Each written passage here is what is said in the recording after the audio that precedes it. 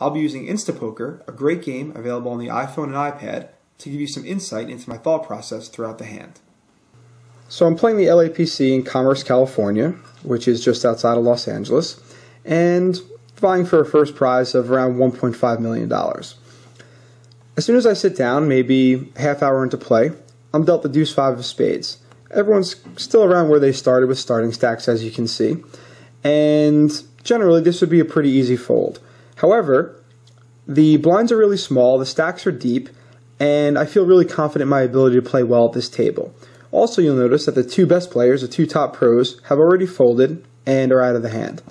So in order to add some deception to my game, I'm going to put in a raise here because no one's going to put me on Deuce Five. And I think because of my ability and the way that I'm going to talk you through this hand, I'm going to be able to play it profitably.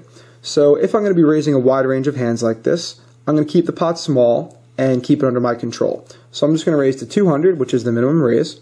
And as you'll see, it's the best move. We'll get 3 points for it.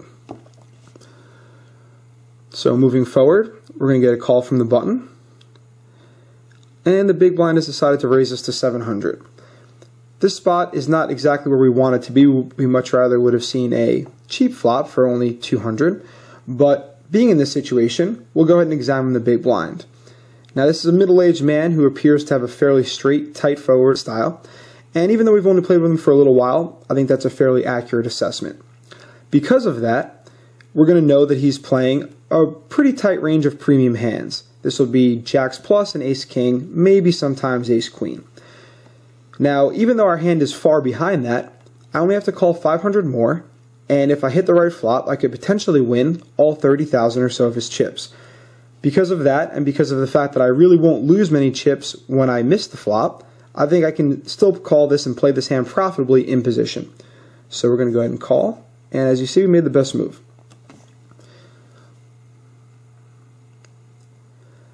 Now as the flop comes out, Ace-4-6 Rainbow, it's not exactly our killer flop. However, we have some things going for us. First off, our opponent has only bet 900. That's a fairly small bet and is giving us almost 3-to-1 odds to continue. As far as draws, we can hit a 3 to make a straight, or we can hit backdoor flush draw. In addition, we could even hit running fives or running deuces. Also, in terms of bluff lines that we could take later, if our opponent has a hand like jacks, queens, or kings, it's going to be pretty tough for him to continue if we call here. So I prefer to call here, and clearly I'm hoping to make a 3, but if I don't, I'll be looking to play off my opponent and decide if he wants to continue, I'll just have to let it go. But if he checks, I may be able to bluff him off one of those hands if I feel it's appropriate.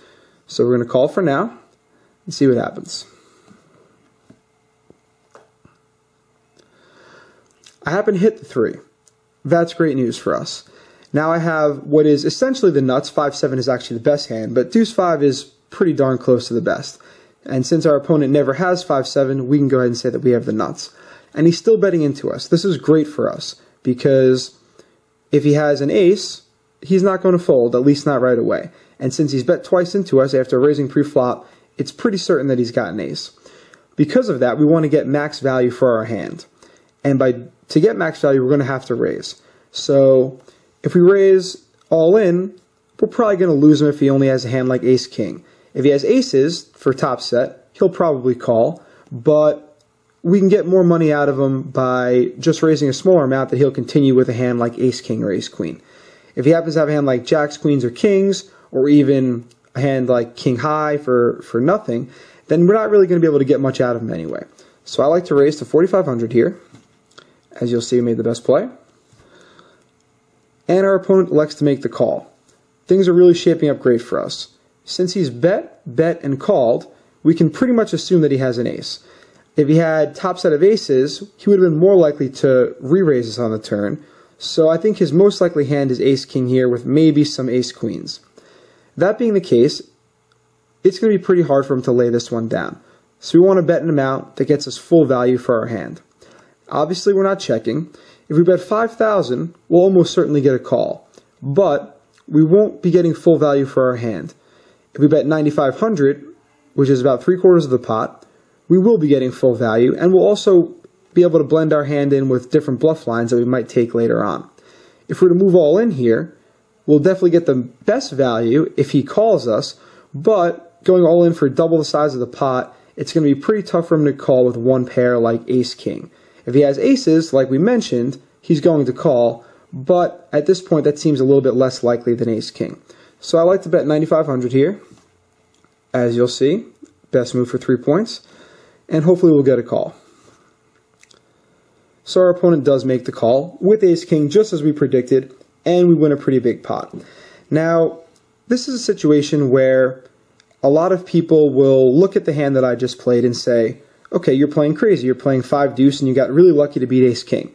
And on the surface that may be true, but there's sound logic for everything that I've done in this hand, and as you can see, we had multiple ways to win the hand. Now, if the turn came, say, the jack of diamonds like the river did, and our opponent bet again, then we would definitely be folding, and we would have only risked 1,600 in this hand. However, since we did hit our hand, we ended up winning a bigger pot.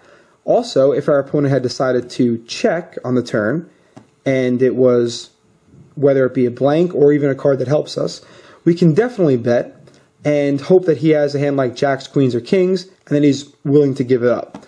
So, as you'll see here from our summary, we've decided to play a hand like Deuce Five, which again, a lot of people would advise you not to play, and even I would advise myself not to play very often, but thrown it into our game, added some deception, and made the rest of the players at our table think we just might be crazy.